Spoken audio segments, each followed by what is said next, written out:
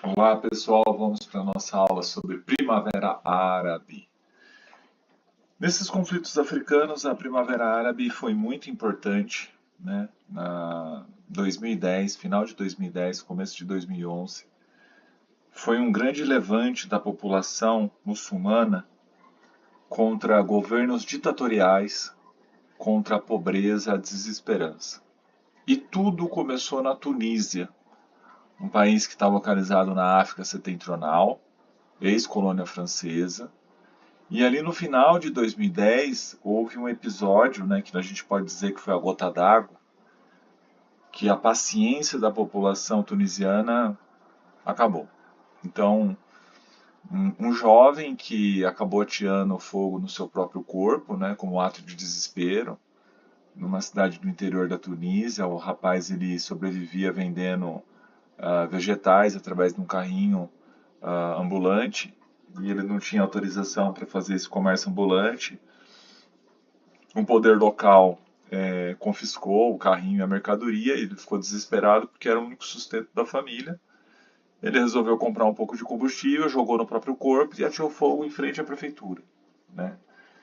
Dias depois ele acabou morrendo, ele não resistiu. E esse episódio se tornou muito conhecido na Tunísia e gerou uma grande revolta. O homem que você vê na foto, o ditador Ben Ali, ele era um homem conhecido pelas suas extravagâncias, né? Ele e a esposa gastavam muito dinheiro com luxos, né? Roupas, calçados, viagens, né? E ele já estava há mais de 20 anos no poder e a população continuando na pobreza, com alta taxa de desemprego. E quando tem esse episódio do rapaz que atia fogo no próprio corpo, foi o estopim. A galera começa a se reunir por todo o país, fazendo protesto. O Ben Ali ordena uma repressão, né? Essa repressão só aumenta os protestos, né? Então, essa convulsão social na Tunísia é conhecida como Revolução de Jasmim, né? E aí ele acaba tendo que fugir para a Arábia Saudita, que ele perde apoio, inclusive, da ala militar, né? E aí o país procura se reorganizar, porque depois de tantos anos sem ter a participação do ditador no poder, né? Fazer a democracia é um pouco mais complicado. Então eles conseguem fazer uma eleição, passam para um sistema democrático, né? Tem lá os seus problemas internos de administração. E anos depois, em 2019, o ex-ditador acaba morrendo de próstata, né? Acontece que, recentemente, aí no ano de 2021, muitas pessoas resolveram protestar na Tunísia, exigindo a renúncia do governo, né? Em virtude da pobreza do país, da crise econômica, né, da crise sanitária, porque há muitos problemas com a pandemia do coronavírus, né, muita insatisfação popular. E o presidente da Tunísia, ele acaba destituindo o primeiro-ministro e fechando o parlamento, suspendendo as atividades do parlamento por 30 dias, né. Isso acaba atiçando ainda mais a insatisfação popular, depois ele volta atrás, né? Então é para ver que a Primavera Árabe, que tinha o intuito de levar a liberdade e a democracia, nem sempre esse processo foi feito e conduzido da melhor maneira possível. O fato é que essa revolta popular que acontece no final de 2010 na Tunísia, ela se esparrama pelo mundo islâmico. Então ela vai atingir o Egito, vai atingir a Líbia, ela vai para a Ásia, ela vai atingir o Iêmen, a Arábia Saudita, ela vai atingir a Síria, né? Então ela vai atingir vários países muçulmanos, tanto da África quanto da Ásia. E no caso do Egito, né, a população ela se sente muito inspirada, já que na Tunísia eles conseguiram derrubar o ditador, por que não nós, egípcios, não podemos derrubar o nosso ditador, que é o homem que você está vendo ali na foto, né, o Hosni Mubarak, um homem que ficou várias décadas no comando do país, né, mesmo cenário, pobreza, desemprego, a ditadura, né, e aí tem um fato muito curioso que a população, para se organizar, para organizar as manifestações estava usando as redes sociais, né? Estava usando a internet. E o Mubarak, sabendo disso, ele manda derrubar sinal de internet no país.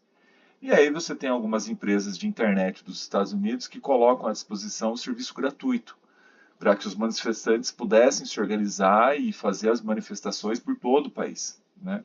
E a história, repito, se repete, né? Nesse pleonasmo. O que acontece? Existe a repressão do governo egípcio e chega num determinado ponto, né, que não adianta mais reprimir. Ele perde apoio, inclusive da ala militar, e ele acaba sendo preso, né? Ele é preso, fica algum tempo na prisão, depois ele é solto, depois acaba falecendo, né, no ano de 2020, né, com mais de 90 anos, né? O curioso é que o Egito, depois de vários anos de ditadura do Mubarak, ele organiza uma eleição presidencial e a pessoa que vai ser eleita, ela é da fraternidade muçulmana, né?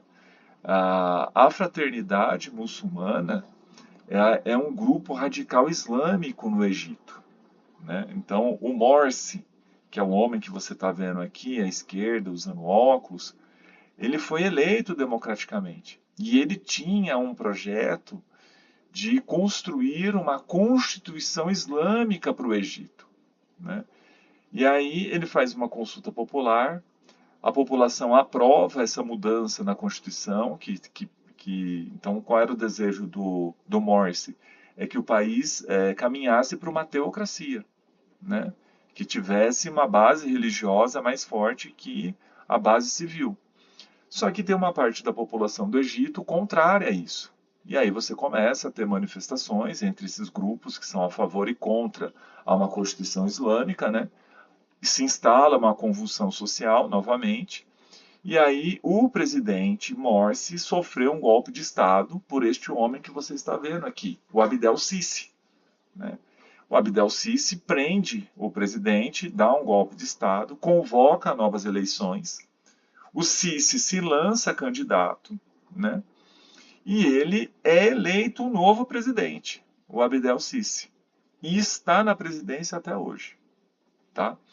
O Morsi acaba morrendo em 2019, depois de passar mal, e aí o Egito passa a ser comandado por esse homem que acabou dando o golpe no presidente democraticamente eleito, né?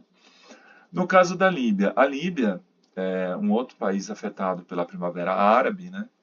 Essas revoltas populares contra governos ditatoriais, reivindicando melhores condições de vida, né, no mundo islâmico. O ditador da Líbia, o Muammar Gaddafi, né, há mais de 40 anos no poder, ele também é duramente questionado pela oposição, né? Vários grupos sociais se organizam para lutar contra Muammar Gaddafi, né? Ele acaba sendo morto numa tentativa de fuga, né? E seu corpo, inclusive, está enterrado no deserto do Saara, né?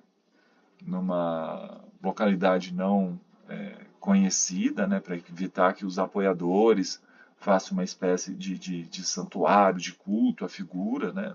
do Muammar Gaddafi. Mas o fato é que o Muammar Gaddafi, ele, inclusive, sofreu tentativas de assassinato promovidas pela OTAN, né?